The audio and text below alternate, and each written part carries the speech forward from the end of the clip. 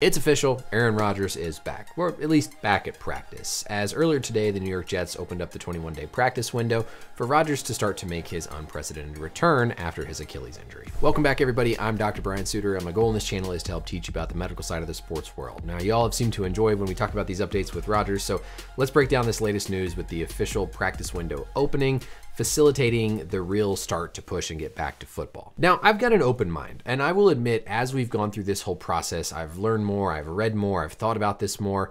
I'm less negative, I guess, towards what we see going on. I think my bigger concern is the narrative around how it's being portrayed, not so much just the act of Rodgers trying to push back itself.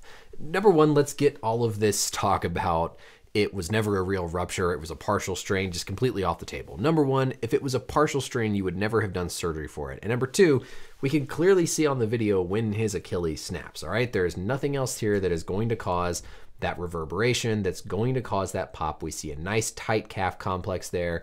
As he pushes down, we see that snap, we see that reverberation. That is clear as day evidence that his Achilles ruptured. So I expect that Rodgers is going to come back unless he changes his plan and says, well, the Jets are out of contention, so I'm not going to. I fully expect he's going to try and come back just to sort of prove the point of what he's gone through and done with his recovery. So when he does come back, I don't want to hear any of this talk about it was never a real injury or it was never an Achilles rupture. Very clear evidence. Yes, I guarantee you this was a true Achilles rupture. It's been 79 days, I believe, since Rodgers tore his Achilles, and then I think 76 since his surgery. So he's short of the 3-month mark, right? 3 months is going to be 90 days. His return in 2-3 weeks at the end of December would be pretty much right at that 3-month, 12-week mark. We're going to talk about the actual surgical technique here in a little bit because reviewing it, looking at some of their data, this 3-month mark isn't as crazy as maybe we initially thought or initially were thinking. It still is very quick and very pushed, but maybe not quite as significant as we all originally were portrayed or kind of made out to think. Let's first review some of this footage we saw from Rodgers today in practice. Now, unfortunately, we can't really see what's going on with his lower extremity there. All we see is the top portion of his body, but he's moving, he's doing a little bit of a drop back, seems to be moving pretty well. Remember, I think the biggest part of this that allows Rodgers to even functionally think about this is the fact that it was his lead side that was injured. It's different when you're trying to push off your back side. That's going to be harder to come back from quickly. As opposed to your lead side, you don't have as much load when it's that step forward side. If it was his plant side, this would be, I think, a lot different discussion, and he probably would lose some of that power. But otherwise, seems to be moving well. Remember, that left side is the side that was operated on. There's really no time where there's going to be a lot of significant plantar flexion or push-off load on that Achilles. This is the crux of what we're actually going to talk about here and focus on with the surgical repair and just this timeline. This is from Arthrex. This is from the company that developed this technique, this SpeedBridge technique.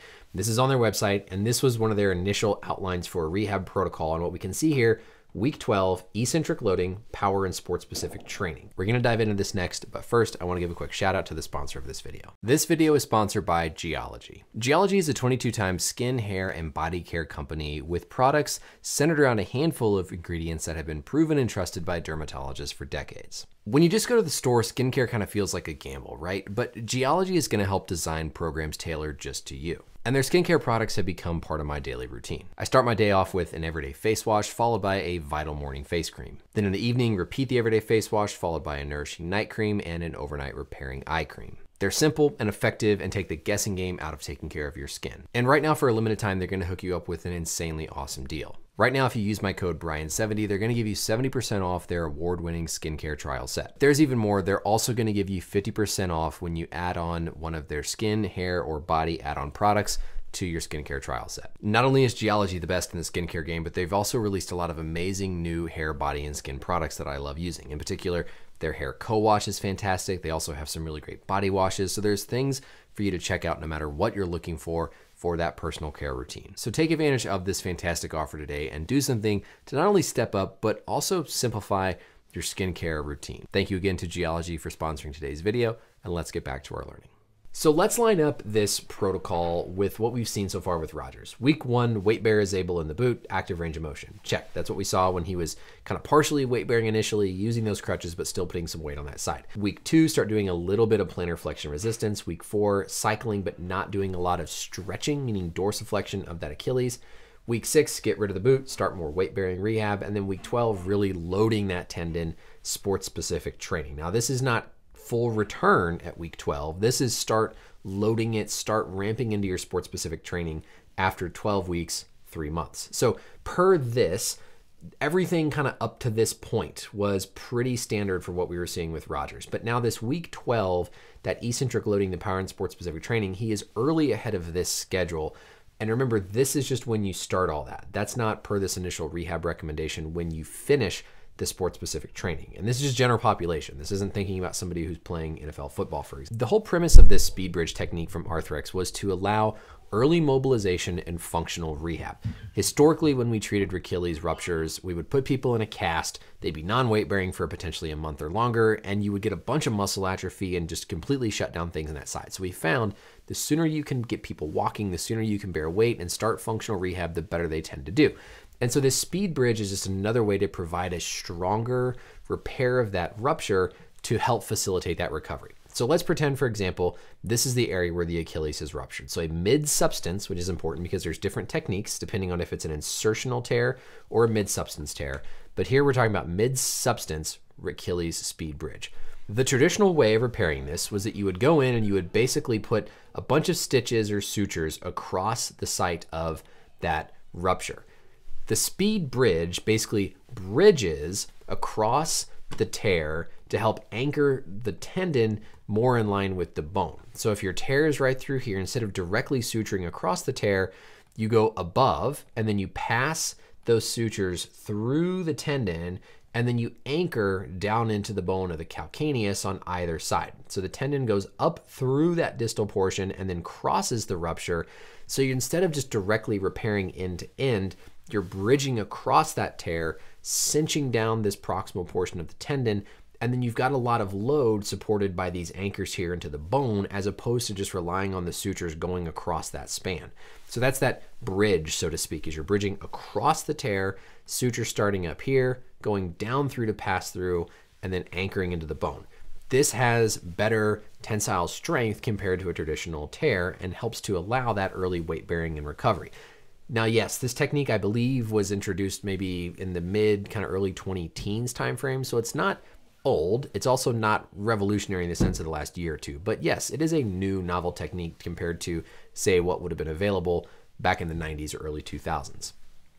So with this, there's going to be some improvement, some advancement of this rehab because you're able to bear weight sooner. But if we go back to that protocol that we were talking about, we're still early, right? We're still not even at this 12-week mark, where generally is when you might start thinking about eccentrically loading. And eccentric loading is when, for example, you're up doing a heel lift and you slowly lower yourself back down. That's eccentric. That's really where there's the most demand put on the tendon.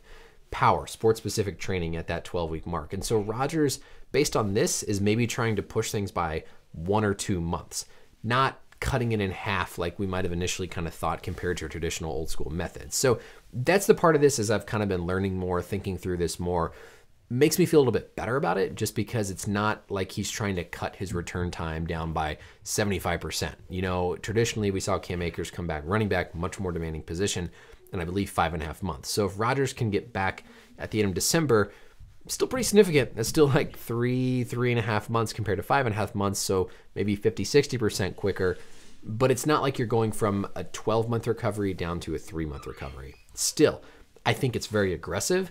I still think if you were to put his surgeon under a lie detector test, there's probably some concern, but at the same time, Rodgers is a consenting adult.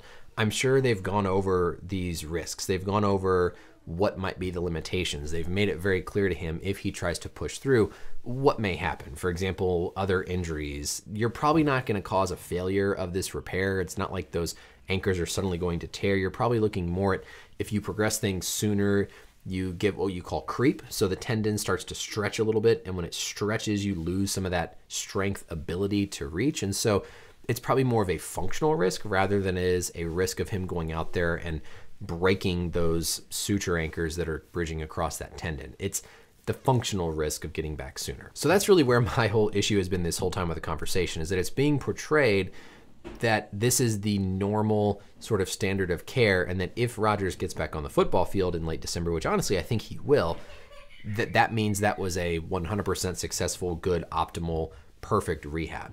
Functionally, he'll be able to walk on the field. He'll be able to drop back. He'll be able to throw. He'll be able to sort of get by out there in the field. But if you were to really look at the nitty gritty, like the strength of functional testing, that's the part that maybe is still going to be lacking, that we're never going to see or hear about in the media. We'll just see he came back in, he threw, he returned, 3-month recovery, medical marvel. Yes, this surgery, this technique is definitely going to help accelerate return, but I still think we have to be appropriate about expectations and look at what Rodgers is doing as more the exception with inherent underlying risk as opposed to the norm. Now, maybe we get there. Rodgers does well. He functionally looks great. Maybe the next Cam Akers type player is 4.5, 5 months instead of 5.5 months. Then we slowly work that down. So if Rodgers wants to take some of those risks, try and push this a little bit, great. But I think we in the public have to be understanding of the reality of the situation and not have too high of expectations for other future Achilles injuries going forward. So that's it for this video. Let me know if you guys are tired of me talking about this, but I'm trying to introduce kind of new things as we go along. Of course, we hadn't talked about the actual surgical technique before, so mentioning that I think was worthwhile. And like I said, as I've learned more, seen some of these rehab protocols, I'm not a foot and ankle surgeon, and so I don't do these on a regular basis and have to be very honest and transparent about that. But I know, talking with other foot and ankle surgeons, they share a lot of these similar concerns. And so I think at this point, the window is open. Everything is still moving towards a possibility like we expected. We just have to understand the context of that return time and see that there is some underlying risk and things to think about there, not that this is now the new standard. Let me know as always any questions or comments down below, and until next time, we'll see you later. Bye.